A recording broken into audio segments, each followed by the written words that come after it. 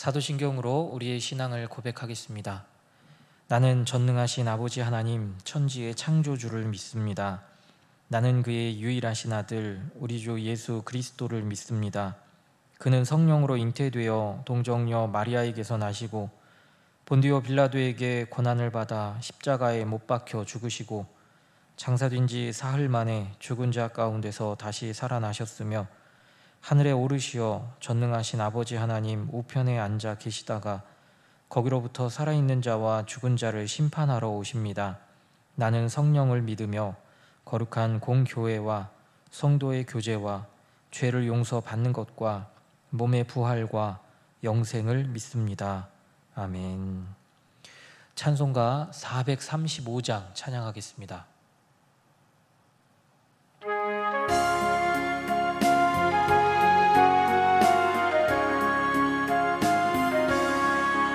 나의 영원하신 기업 생명보다 귀하다. 나의 갈 길 다가도록 나와 동행하소서. 주께로 가까이 주께로 가오니 나의 갈 길 다가도록 나와 동행하소서. 세상 부귀 안일함과 모든 명예 버리고 험한 길을 가는 동안 나와 동행하소서. 주께로 가까이 주께로 가오니 나의 갈 길 다가도록 나와 동행하소서. 어두운 골짝 지나가며 험한 바다 건너서 천국 문에 이르도록 나와 동행하소서. 주께로 가까이 주께로 가오니 나의 갈 길 다가도록 나와 동행하소서.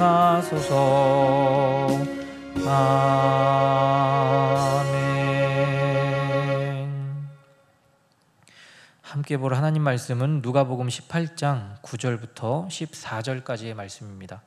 누가복음 18장 9절부터 14절까지의 말씀을 봉독하겠습니다. 또 자기를 의롭다고 믿고 다른 사람을 멸시하는 자들에게 이 비유로 말씀하시되 두 사람이 기도하러 성전에 올라가니 하나는 바리새인이요 하나는 세리라. 바리새인은 서서 따로 기도하여 이르되 하나님이여 나는 다른 사람들 곧 토색, 불의, 간음을 하는 자들과 같지 아니하고 이 세리와도 같지 아니함을 감사하나이다. 나는 일에 2번씩 금식하고 또 소득의 11조를 드리나이다 하고 세리는 멀리 서서 감히 눈을 들어 하늘을 쳐다보지도 못하고 다만 가슴을 치며 이르되 하나님이여 불쌍히 여기소서. 나는 죄인이로소이다 하였느니라. 내가 너희에게 이르노니 이에 저 바리새인이 아니고 이 사람이 의롭다 하심을 받고 그의 집으로 내려갔느니라. 무릇 자기를 높이는 자는 낮아지고 자기를 낮추는 자는 높아지리라 하시니라. 아멘. 오늘 본문 말씀은 앞선 1절로 8절 말씀과 연결지어서 생각해 볼 수 있습니다. 예수님께서 과부와 재판장의 비유, 그리고 오늘 본문이 되는 바리새인과 세리의 비유를 통해서 말씀하시고자 하는 요지가 1절 말씀에 나옵니다. 1절 말씀에 예수님은 항상 기도하고 낙심하지 말 것을 말씀하십니다. 저와 여러분이 기도하다가 낙심할 때가 있다면 언제인지요? 나의 기도가 응답되지 않을 때, 또 하는 모든 일이 순탄하게 되지 않고 어렵게 진행될 때, 나의 아픈 몸이 회복되지 않을 때, 또 더 다양한 삶의 모습 속에서 우리는 침묵하시는 하나님을 만나게 되고 그 속에서 낙심에 빠지게 됩니다. 하지만 예수님께서는 낙심하지 말 것을 말씀하십니다. 오늘 본문은 바리새인과 세리의 비유입니다. 9절 말씀에 보면 예수님께서 자기를 의롭다고 믿고 다른 사람을 멸시하는 자들에게라고 말씀합니다. 본문에서 자기를 의롭다고 믿는 사람들이 누구입니까?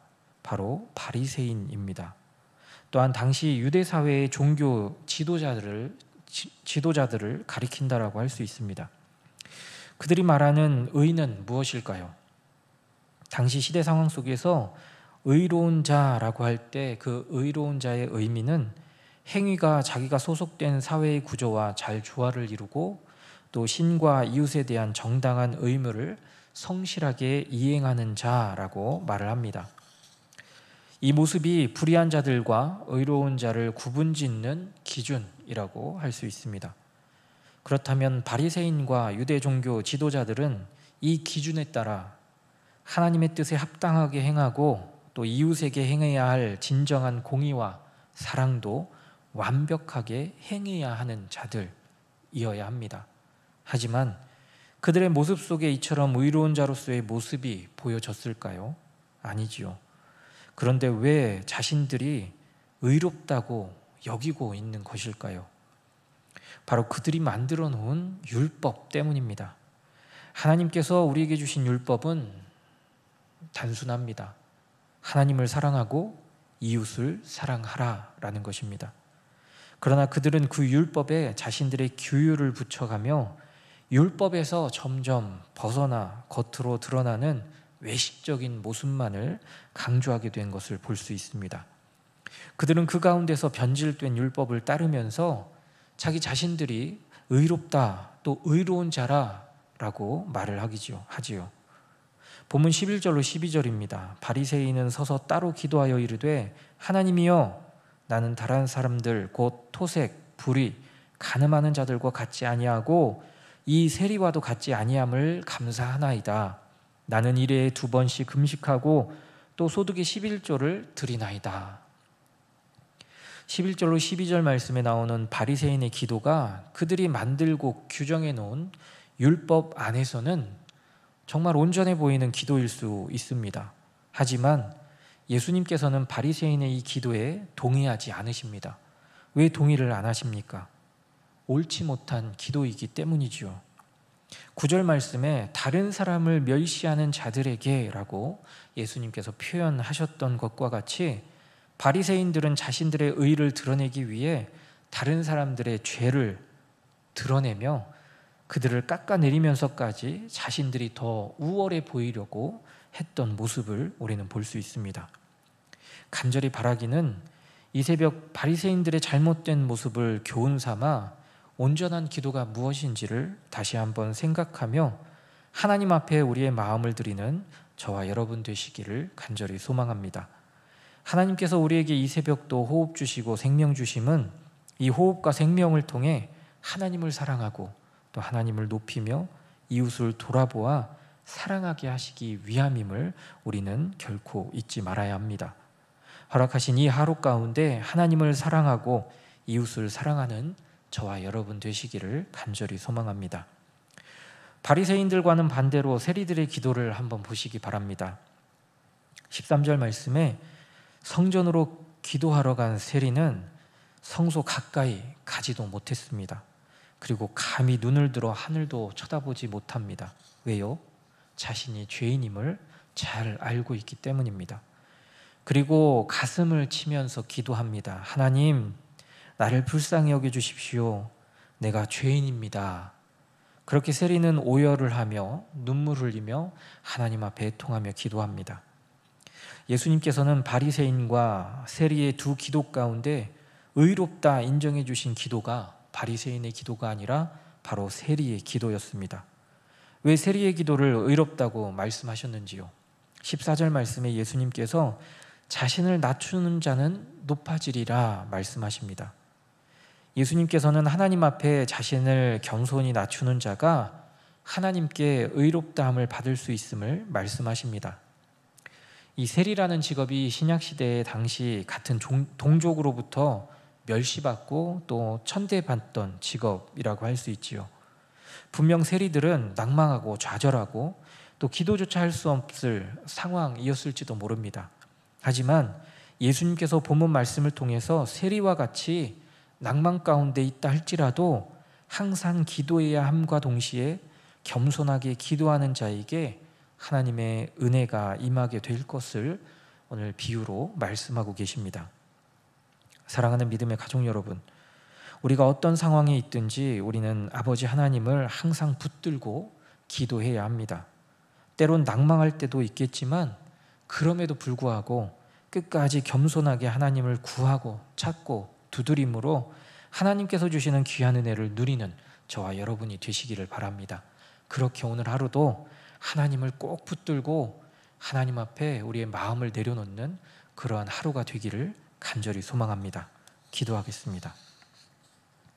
사랑과 은혜의 아버지 하나님, 어떠한 상황과 환경 속에서도 낙심하지 않게 하여 주시고 그 속에서 항상 기도하게 하여 주옵소서. 무엇보다 겸손히 주님을 바라보며 기도하기를 원합니다. 그래서 하나님께서 준비해 두신 귀한 은혜를 우리의 삶 가운데 누리게 하여 주옵소서. 이 새벽 하나님의 귀한 은혜를 누리기 위해 주님 앞에 이 새벽 기도의 단을 쌓습니다. 믿음의 가족들에게 하나님의 은혜를 더하여 주시고 부르짖는 모든 기도의 제목들이 주님 은혜 안에서 모든 것들이 선하게 이루어질 수 있고 응답받을 수 있도록 주님 함께하여 주옵소서.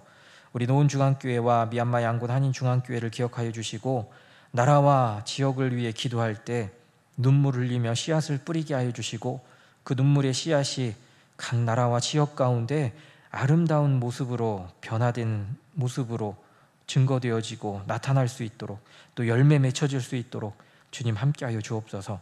육신의 질고로 어려움 가운데 있는 믿음의 지체들에게 위로를 주시며 평안의 마음을 허락하여 주시기를 원합니다. 또한 영과 육의 온전한 회복이 있도록 주님 은혜를 허락하여 주옵소서. 태의 열매를 기다리는 가정에 하나님의 크신 은혜를 허락하여 주심으로 믿음의 대가 계속해서 끊이지 않고 이어질 수 있도록 주님 함께하여 주옵소서. 감사합니다. 예수님의 이름으로 기도드립니다. 아멘.